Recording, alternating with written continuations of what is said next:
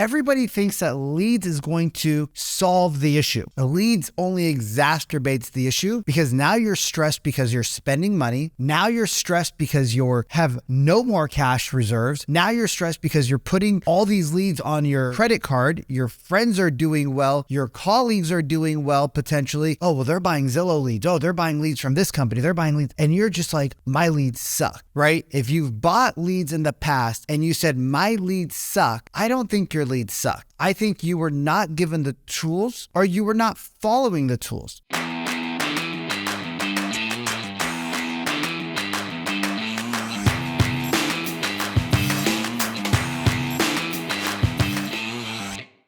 Hey, welcome back. My name is Vikram Deol, and here we talk about sales, we talk about brand, we talk about influence, we talk about how do we build emotional influence, talk about Rapport 3.0, and we talk about all things real estate. I'm your host, Vikram Deol, and I am excited to talk to you about this topic. I burnt my hand just now, making some coffee, so I got my little ice roller out here. I'm actually sitting here in beautiful Buenos Aires, Argentina, and I should probably have my microphone here as well. So let's get into it. I don't believe you should buy leads. You should not buy leads if you're a real estate. If you are a real estate agent and you are buying leads, I want to ask you what your conversion ratios are. Right? If you are not able to track your numbers, if you are not able to spit out what your conversion ratios are, if you are not able to tell me, okay, I spent $1,000, I got 10 leads, it was $100 a lead, I called them 6 times, we have 3 appointments booked, we made 1 sale last month out of it, we have 5 people in the pipeline from the last 6 months. If you're not able to say those, you don't need to buy leads. What we need to do is we need to work on your business. Right? We need to work on your business acumen. We need to work on your skills, and then we need to buy leads. Everybody thinks that leads is going to solve the issue. The leads only exacerbates the issue because now you're stressed because you're spending money. Now you're stressed because you have no more cash reserves. Now you're stressed because you're putting all these leads on your credit card. Your friends are doing well. Your colleagues are doing well potentially. Oh, well, they're buying Zillow leads. Oh, they're buying leads from this company. They're buying leads.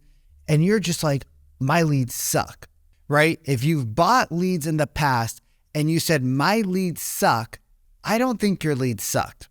I think you were not given the tools or you were not following the tools, right? I coach real estate agents every single day.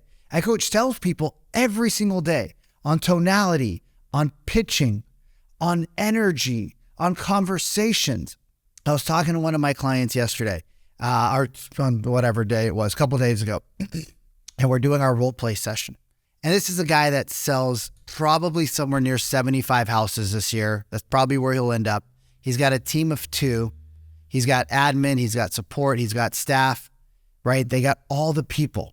And we're role playing, and he buys leads online, right? He's at the position where he needs more bodies, he needs more prospects, he needs more names, he needs more people for his team to talk to. And so he started buying leads. And as we're role playing, right, I gave him a scenario. I said, hey, I'm going to give you an easy scenario. The sellers need to move because their children need to go to a new school district. But like everybody, they're concerned about the market. However, their need to buy in the new school district or get their kids into the new school district is greater than their need to save some money. So they're an ideal seller, buyer, potential client, right? They're an ideal client to sit down with and have a face-to-face coffee meeting, conversation, something of that nature.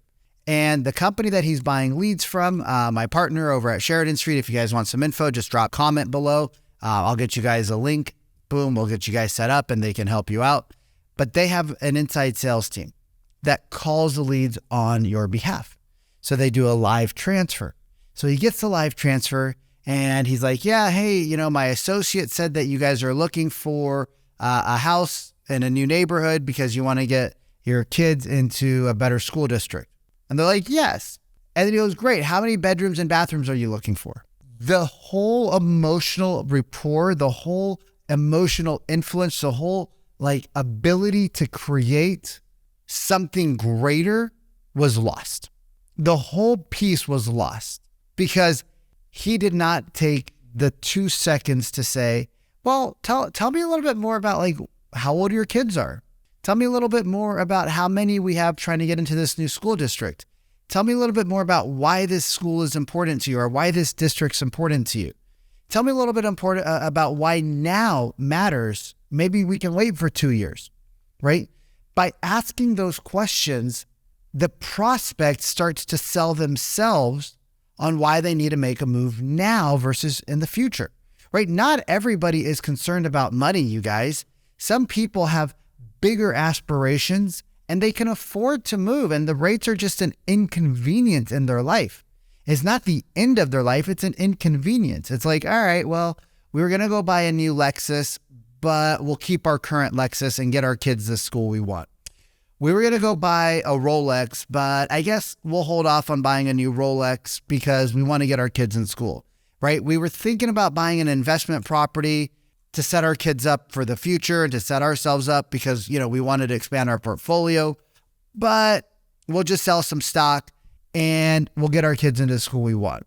So not everybody is concerned about rates the same way you might be, right? There are people that are very financially stable. There are people who bought a home in 2015. They were very smart with their money. They weren't going out and buying all the Louis Vuittons and the Gucci's and Pradas and Hermes, and they were just chilling. They were like, we got a dope house. We got our family. We take great vacations. We got great jobs. We saved up a lot of money. We got a ton of equity in the home. Even if we lose some money from the top of the market, it's okay, right? There are people that need to move, but we don't need to buy leads if we can't have a basic conversation. If it's just checklist, right? That's why people hang up on you. That's why people don't want to talk to you again, because it's like an interrogation. Or if you don't know how to say things properly, right? Tonality, pauses, using what I call the pregnant pause. Well, tell me, why is it important to buy a house now, Mr. Jones, Mrs. Jones? Why is it important to get your kids in the school district now? Like, why don't we just wait a couple of years for the market to change, right? Let them tell you why now matters and why they can't wait. And if they can wait, awesome. Sit down, have coffee, right? You got my coffee here, burn my hand, fantastic. Let's try it. Let's see if it's any good. Oh, that's delicious, you guys. Processes matter. Processes matter. A lead comes in, what do? You don't need to buy leads. What do you do? Like, what's your process? Good processes, my business partner and mentor, Sharon Srivastava, always says, good processes drive great results, right? Good processes drive great results. So when you click an order for Amazon, if Amazon just ignores your order and your widget shows up, whatever, your Apple Pen shows up a week late, you're going to be pissed, right? You're going to be pissed. Well, if somebody reaches out to you and you don't reach out back to them, they have the opportunity to say, well, we don't want to use you because you didn't reach out to us for a week. We are not important to you. So before you go out and try to solve a gap, right? Before you try to start filling a hole in your business with spending money on leads, maybe we need to fill the hole with, what do we do? What's the process first? Do I have the capacity?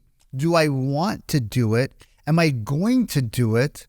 Do I have the skills to do it? And then if all those are yeses, or, I don't really want to do it, but my business needs it and I can afford it. I know what to say. I know how to say it. I'm confident that I'll pick up my phone when it rings.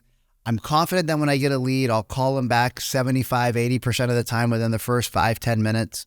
I'm confident that I'll keep calling them for 6-7 days in a row to get a hold of them, and I'll send them text messages and I'll send them an email.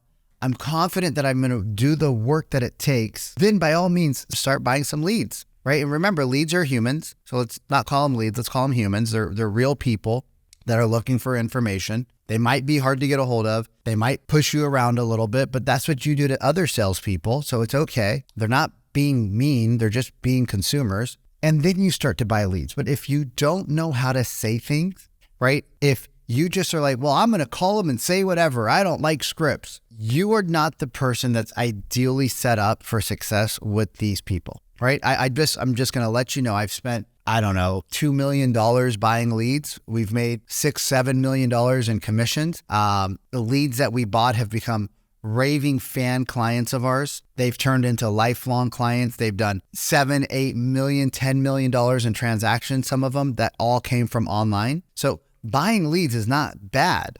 Buying leads is great. Lots of businesses, in fact, every business I've owned, cell phones, wellness, real estate, and then the coaching, I've paid to buy leads. I've paid for ads. I've paid for advertising. I've paid for marketing, right? Every single business I've had, we've purchased names and numbers through our marketing adverts. I believe in it. But every time we had a process. What happened when the lead comes in? What do we say? How do we build emotional influence? How do we build Rapport 3.0? How do we ask right questions? And then ultimately, how do we get in front of them, right? The goal is to get in front of them. That's the ultimate goal, is how do we get Mr. and Mrs. Jones to sit down with us for 15 to 20 minutes so that we can share with them stats about the market and what they need to do in order to purchase in today's marketplace. If we can do that, we win, right? If we are stuck just trying to figure out what to say, we are not ready to purchase leads, right? Don't buy things until you're ready to handle things. And if you're not sure, call the company and be like, hey, I'm thinking about working with you guys.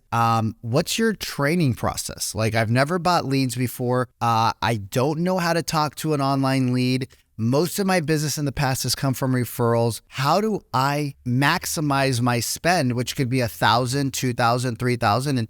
And for entrepreneurs and business owners, that's not a lot of money. But for real estate agents, for some reason, that's a lot of money. So how do I maximize my spend with your company? What training do you offer? Can I get a glimpse into the training? Can I see what I should say? Can I see like how to build rapport with them? And if the rapport question's like, we'll try to find commonalities, like they don't know how to build rapport either. That's not necessarily a bad lead generation company, but they're not a good sales company. And most lead gen companies are not great at front end sales, which is what you do. So that's what I coach you on. I coach you how to talk to your clients, how to put the processes together, right? How to create the system, how to create the tonality. Because if you don't do all of that stuff, you're going to be losing money. There's a guy that does $1 million in commissions out of Canada. I heard his calls, right? I reached out to him. I'm like, hey, buddy, I've heard your calls. They suck, right? I didn't say that because obviously that's going to create a red flag, but I was like, can we listen to one of them together? And he's like, yeah, we listened to the call. It's like, what'd you think? He's like, yeah, it was a little rough, but we're still closing a bunch of deals. And I'm like, awesome. Do you want to close more deals?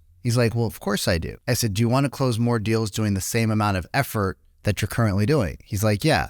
I was like, let's get into a 90-day program. Got him into a program, 25% more appointments. It's 8 more appointments a month for this guy. That's crazy, right? 24 appointments, 96 a year. All right. Now he's got a bigger team. He spends a decent amount of money, like $4,500, $5,000, something like that. But imagine getting 25% more appointments. For some of you, that would mean like you actually have some appointments. For others, it means like an extra 15 or 20 a year. That's an extra 10 to 15 sales if you know how to do a good buyer consultation. If you follow my listing presentation and my foundation pieces and the 3 truths in pricing, right? How to win in the first 7 minutes, how to win before you show up, right? If you follow that process that I teach my clients, you win 85% of your listings. So you guys, you don't need to buy leads. What we need to do is work on skills. Once you have the skills, by all means, let's go full blown and I'll set you guys up with the best lead gen companies out there and go buy leads. But until you have the skills, don't try to plug the hole of I need more business with spending more money, right? I don't think that's the right way. I think the best way to do it is,